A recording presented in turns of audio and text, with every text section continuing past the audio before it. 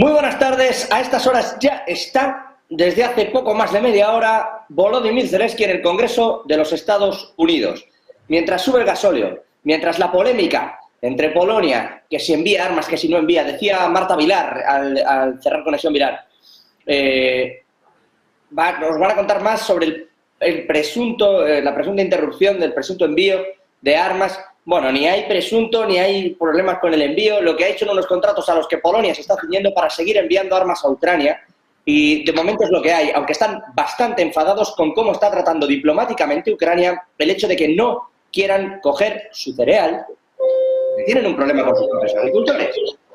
Ese es el problema real que hay ahí. Volodymyr Zelensky, insisto, en el Congreso de los Estados Unidos, allí lo que va a hacer, entre otras muchas cuestiones, es intentar convencer a las distintas bancadas de que sigan dándole ayuda, de que sigan enviando dinero. Más de 24.000 millones podría pedir, y tras esto se reunirá en la Casa Blanca con el presidente Joe Biden. Visitará también, ojo, el Pentágono.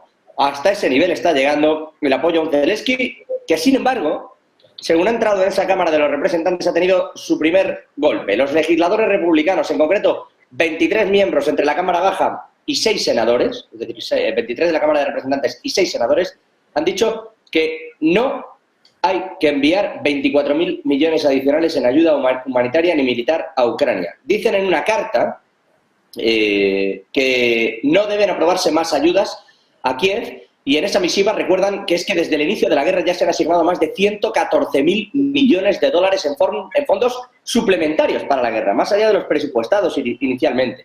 Y que entre eso y los países afectados por la situación, aunque es una cantidad que evidentemente además dicen no refleja el panorama completo, lo que estamos viendo es cómo se envía dinero y no recibimos a cambio ni siquiera las boletas fiscales que explican dónde está yendo el dinero con precisión.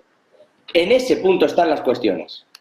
Y no es lo único que pasa en el día de hoy. Hay que recordar que la tensión en esa zona de Nagorno-Karabaj está creciendo por esa operación antiterrorista que ha lanzado Azerbaiyán, que ha dejado al menos 25 muertos y en la que ya saben que Armenia y Azerbaiyán están teniendo pues un punto de conflicto importante, similar al que hubo con Kosovo, donde la OTAN se posicionó rápidamente, y ahora ha ocurrido lo mismo, pero es Rusia quien se ha posicionado con una velocidad tremenda. Y a todo esto, a este mare magnum de cuestiones de geopolítica, hay que añadirle la creciente tensión y la diplomacia, que cada vez parece menos diplomacia, entre India y Canadá. Ya saben que fue asesinado el líder Sikh en Canadá, de origen indio, ciudadano canadiense, y buscado desde India. Se consideraba que el tipo de rama y la explicación que da de esa parte religiosa y la forma en la que quiere atentar contra el gobierno, se consideraba terrorista. Y por lo tanto a este líder Sikh le tenían en busca y captura, pero es que además, insisto, a toda su organización, pero es que además era uno de los más buscados. El servicio de inteligencia canadiense, tras el asesinato a tiros, tras el acribillamiento de este líder Sikh, dijo que esto no podía ocurrir en su terreno y señaló directamente a las agencias de inteligencia del gobierno indio, que dijo dos cosas: una, esto es un absurdo, y dos, están ustedes sembrando un clima de odio contra India sin una prueba clara. Digo yo que lo tendrán que tener muy claro, porque si no, ¿a santo de qué Justin Trudeau se lanzaba en esto? La realidad es que la tensión ha vuelto a escalar.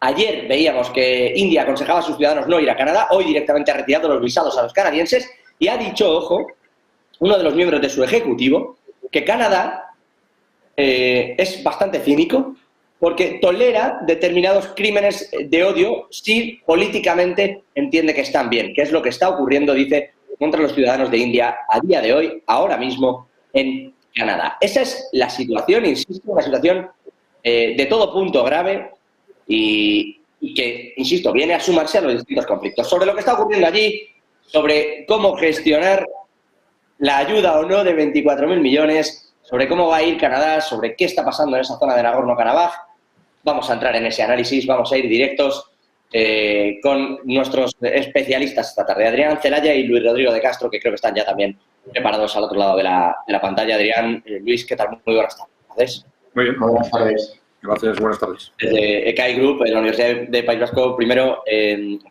profesor Adrián, ¿qué le parece esta suerte de portazo que en realidad le viene a dar que 24 republicanos de la Cámara Baja, de la Cámara de Representantes, y 6 senadores digan directamente, ya está, llevamos más de 114.000 millones y las justificaciones no cuadran.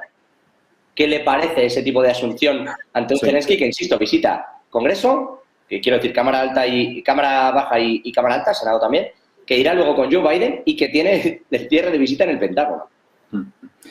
Bueno, en realidad no sorprende demasiado si tenemos en cuenta que ya desde el comienzo de la guerra las posiciones entre demócratas y republicanos fundamentalmente tampoco es estrictamente así, porque hay opiniones de dos tipos en los dos partidos, ¿no? Pero bueno, para simplificar, entre demócratas y republicanos eran muy distintas ya desde el comienzo del conflicto. Pero digamos que en una situación en la que, por decirlo de alguna forma, lo políticamente correcto es apoyar a Ucrania y criticar a Rusia por lo que había sucedido, pues de alguna forma esas divergencias quedaban más o menos calladas, pero se veía claro que según fuese avanzando el conflicto, fuesen aumentando la necesidad de dar nuevas ayudas, y es decir, el coste de esa colaboración, y fuesen retrasándose los resultados esperados, no se fuesen consiguiendo ningún resultado significativos, pues que esa contradicción interna iba a ir a más y que se iban a ir aprovechando ya distintas oportunidades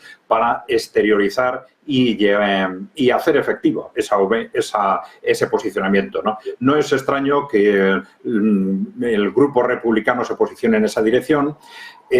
Claro, es evidente que desde el punto de vista de Estados Unidos tampoco pueden de pronto darle un portazo a Ucrania. No es que no lo hayan hecho en otras ocasiones, ¿no? Como el caso de Afganistán.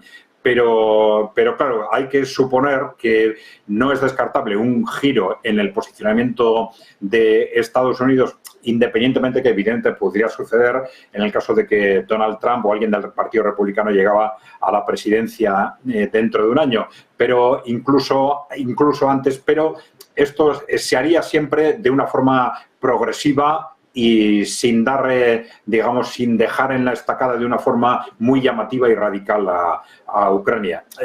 Lo que sí se está haciendo, y un poco va en la misma línea, es presionar a Ucrania para ver si es posible que Ucrania llegue a un acuerdo. Aunque en realidad esto es muy utópico, porque tampoco estamos poniendo las bases negociadoras el propio Estados Unidos para que esto pueda hacerse realidad. Pero yo creo que, por ejemplo, este planteamiento del propio Zelensky, de un plan de paz, vamos a decir, muy utópico desde su punto de vista, de 10 puntos, seguramente hay que situarlo también en ese contexto. Es decir, por un lado tengo internamente unos problemas tremendos para hacer cualquier movimiento de acercamiento a las posiciones rusas. Por otro lado tengo presiones para que negocie. Por el otro lado, bueno, saco un plan de paz que es irreal, pero es un plan de paz. Y el hecho de que haya un primer plan de paz, pues ya puede tener un efecto simbólico, porque hasta ahora todo lo que se había dicho era simplemente que es imposible, ningún tipo de negociación, ningún tipo de plan, ¿no? Bueno, el hecho de que se empiece a hablar de un plan, aunque el contenido no sea absolutamente inviable, todo el mundo lo sabe, ellos lo saben, el hecho de que se empiece a hablar de un plan de paz puede ser un primer peldaño en esa dirección. Luis, al respecto de esto, y por cierto, sobre este plan de paz, le repregunto a Adrián y también te lanzo esa pregunta, ¿no? Dice Adrián, es irreal, pero es un primer paso. Bueno, como este ya hemos visto varios. Es que yo diga el plan de paz de mi barrio y lo mande a ningún sitio sin una solución lógica, quiero decirte, le podemos poner si quiere plan de paz ninja, pero en realidad, por muy chulo que suene el nombre, parece poco realizable. Luis. Sí, claro, esto tú decías, ¿no? El plan chino aquella vez que también salió, pero que luego pues, quedó un poquito en papel mojado. Y bueno, está bien que Zelensky haga este tipo de planteamientos, ¿no? Es decir, bueno, por lo menos en mayor o menor grado lo que ya muestra es una voluntad de por lo menos dialogar, ¿no? Y eso yo creo que siempre llama a la esperanza y es dejar una puerta abierta a una resolución pacífica o por lo menos más pacífica de la situación en la que estamos a día de hoy. Pero sí que es verdad que al final pues ha dado un poquito una de cal y una de arena. Ha dicho también que, bueno, pues que ya de paso que excluyan a Rusia del Consejo de Seguridad de Naciones Unidas como miembro permanente. Bueno, es decir, un poquito el palo y la zanahoria, pero sí que es verdad que al final pues proponer un plan irrealizable, eso no es una negociación. Esto arbitraje, mediación, negociación, estos mecanismos de resolución pacífico de controversias, lo que tienen como origen o en lo que se basan es en el compromiso sincero de las dos partes por alcanzar un acuerdo final en el que ninguna de las dos va a salir ganando al 100%, algunas cuestiones tendrán que ser cedidas y en algunos puntos habrá que transigir precisamente para que las dos partes puedan llegar a ese acuerdo final que va a ser la solución óptima a la situación de conflicto. Pero bueno, yo creo que también aquí, pues en el caso de Zelensky puede haber un poquito de marketing, un poquito, habrá gente que piense que mucho, yo lo voy a dejar ahí, pero bueno, un poquito de marketing, un poquito también de, entre comillas, postureo de, estamos dispuestos a dialogar por la paz. Esto siempre lo hemos dicho y es que al final Ucrania no va a poder doblegar a Rusia, esto está claro, por potencial económico, tampoco va a poder conquistar por extensión territorial toda la superficie rusa. Rusia parecía que sí que podía hacerlo con Ucrania, pero hemos llegado a un punto muerto en el que tampoco está claro que eso pueda ser así, tampoco creo que a Putin a lo mejor le pueda interesar del todo.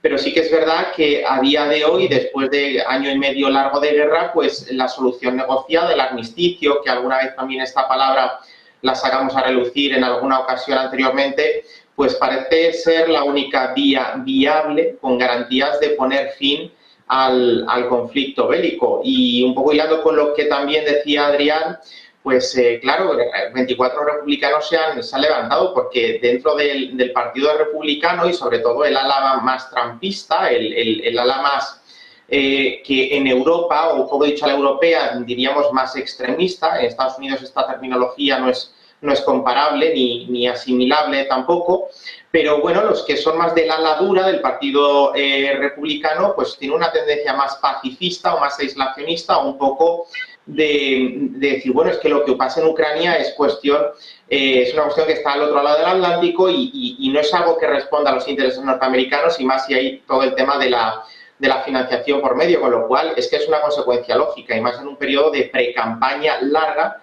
como es la que se vive en Estados Unidos. Bueno, saliendo de este punto y yéndonos